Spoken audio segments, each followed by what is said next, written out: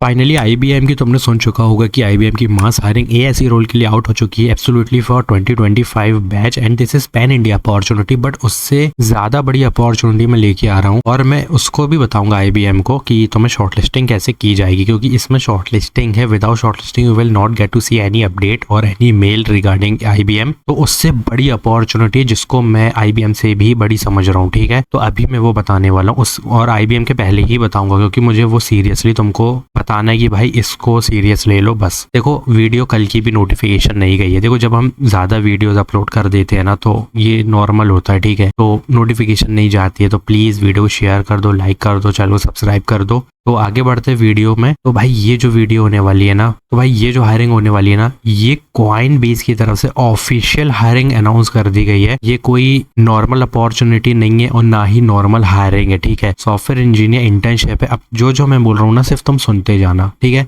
This is remote only, ठीक है। ये सिर्फ और सिर्फ रिमोट जॉब है। ये वाली मतलब जो सॉफ्टवेयर इंजीनियर इंटर्न है ना, ये रिमोट जॉब होने वाली है। और अब यहाँ पे ध्यान से समझना, करेंटली परसुइंग अ डिग्री और certified in computer science IT software engineering वाले एलिजिबल हैं, जिसमें गोलैंग, मोंगोडीबी, डॉकर जो लिखा है एज इट इज मेंशन करना है। And please if you have basic knowledge और you don't have any knowledge about React Native, please add that domain and take knowledge after that, okay. थोड़ी बहुत basic ले लेना। तो ये 12 महीने की इंटर्नशिप प्रोग्राम होगा। अब तुम हैरान हो जाओगे कि इतनी बड़ी अपॉर्चुनिटी क्यों है। अब कॉइनबेस के बारे में काफी लोगों ने नहीं सुना होगा, बट इसका जो पैकेज होता है ना, ये 1 करोड़ 2 करोड़ तक का पैकेज होता है। But this time for fresher ये तुम्हें पे कर रहे हैं सिर्फ और सिर्फ स्टाइपेंड 1,75,000 का, वो भी सिर्फ और सिर्फ 12 महीने की इंटर्नशिप के लिए, ठीक है। The target annual salary for this position can range as detailed below. Full time offer from Coinbase also include bonus, eligibility and benefit including medical वगैरह। पर को बेनिफिट तो सब कंपनियों में होते हैं। तो यहाँ पर एक चीज का समझना जरूरी है कि तुमने मैक्सिमम 4 एप्लीकेशन दिए है ना,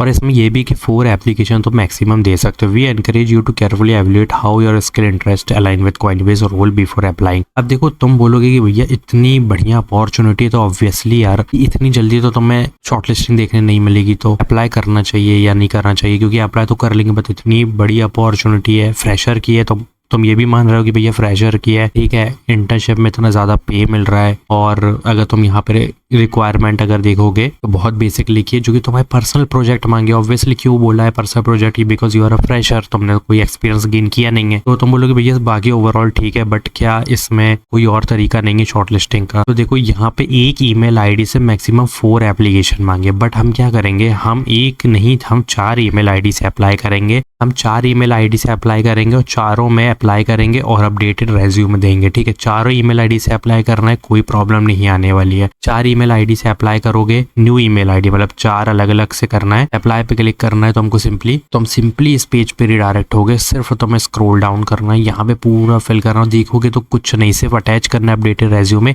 पर यहाँ पर अगर देखोगे तो ये खत्म, सिंपल। अब मैं जो ये चीज है ना, ये अच्छे से बता दूं, बट जो मैं मेन चीज बता रहा हूँ, इसमें कोई भी एक्सपीरियंस की नीड नहीं है। दैट्स वाई यहाँ पे तुम फिल करो ना करो, ब्लैंक छोड़ो, कोई फर्क नहीं पड़ता। तो ये अच्छे से दे देना। थोड़ी बहुत यूनिवर्सिटी, बीटेक और एमई, एमटेक, एमएससी एलिजिबल है। Branches computer science, IT, software engineering. और ऑब्वियसली जो मैंने तुमसे कहा परसुइंग वाले एलिजिबल, तो 26, 27, 28 बैचेस एलिजिबल, क्योंकि इसमें 2nd, 3rd और फाइनल ईयर वाले एलिजिबल है बेसिकली। और इस पे क्लिक करना है यस पे। और हैव यू इंटर्नड विद एनी, इसमें नो कर देना, या कोई इंटर्नशिप है तो वो दे देना। Have you ever used any Coinbase product, no कर देना। देखो, जेन्युइन रहोगे तो ज्यादा सही रहेगा। इस पे यस क्लिक करना है, ठीक है। आई एम नॉट करंट और फॉर्मर, इसमें नो पे क्लिक करना है, ठीक है। और इसमें अगर देखोगे तो यहाँ पर भी नो पे क्लिक करना है, इसमें भी नो पे क्लिक कर देना और यहाँ पे यस कर देना। बस इतना करो, अपडेटेड रेज्यूमे तो सबमिट करो। अब तुम यहाँ पे ध्यान देना कि इसी तरीके से हमको यहाँ पे सिर्फ एक फील्ड चेंज करनी है 4 बार। ईमेल आईडी, सिर्फ ईमेल आईडी चेंज करके एज इट इज फिल करना और कुछ नहीं, क्योंकि यहाँ पे कोई पैन कार्ड, आधार कार्ड नहीं मांगा है। That they will consider that this is you, okay. हाँ ठीक है, रेज्यूमे होता है तो हम क्या करेंगे, रेज्यूमे का जो टाइटल होता है ना, लाइक ये इसका जो फाइल का नेम होता है, वो हम हर बार चेंज करके email ID, new email ID से अप्लाई करके सबमिट करेंगे। That's it, because this is totally remote job. Coinbase बहुत बड़ी हायरिंग है भाई,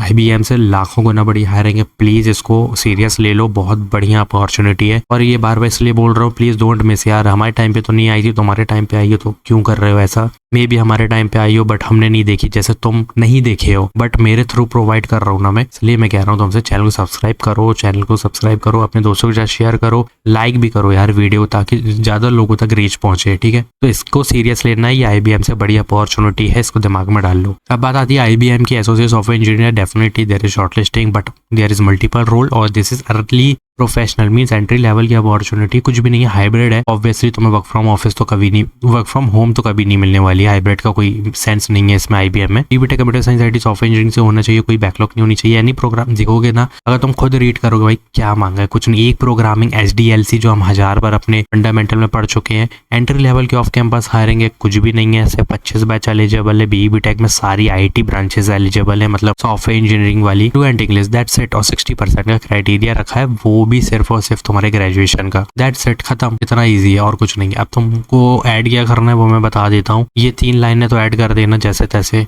और बाकी क्या करना है, ये लिखा तो है यहाँ पे, ये 2 ऊपर की कर दो बस, और कुछ नहीं करना है। गिटहब वगैरह आता है वो ऐड कर दो, थोड़े बहुत डेटाबेस, फ्रंट एंड एचटीएमएल से जावा स्क्रिप्ट कर दो, प्रोजेक्ट्स कर दो अच्छे से, जो कि या तो पाइथन या तो C++ या तो जावा या तो नोड.जेएस का यूज करके बनाया हो। बस उसके बाद कुछ भी नहीं करना है, सिंपली अप्लाई नाउ पे क्लिक करो और कंप्लीट एप्लीकेशन अच्छे से फिल करने के बाद एक बार क्रॉस चेक करेंगे दोनों का, आईबीएम का भी कॉइनबेस का भी, उसके बाद अप्लाई करेंगे। बट इनिशियल पार्ट है ना, दैट इज रेज्यूमे अपडेशन, ठीक है, उसको अपडेट कर लो और कुछ भी नहीं करना है। यहाँ से ये जो 3 चीजें हैं ना, सॉरी 2 है, ये कर दो और ये भी लिख दो कि I am an immediate joiner and I am flexible to work from anywhere in India. ये जरूर कर देना, जो मैंने लाइन बोली एक बार बैक पे जाके सुन लो, वो ऐड कर देना, दैट्स इट। उसके बाद कुछ नहीं करना। ये फ्रेशर लेवल की है तो डोमेन भी फ्रेशर लेवल का होना चाहिए ताकि तुम इंटरव्यू में ना फंसो, ठीक है। ये भी फ्रेशर लेवल की, इसका भी डोमेन बहुत ईजी होना चाहिए जो भी ऐड कर रहे हो। बस ये है कि तुम बोल सको, ठीक है, जो लिख रहे हो उसको टैकल करना भी आना चाहिए। अब ये नहीं कि HTML आती है बट तुम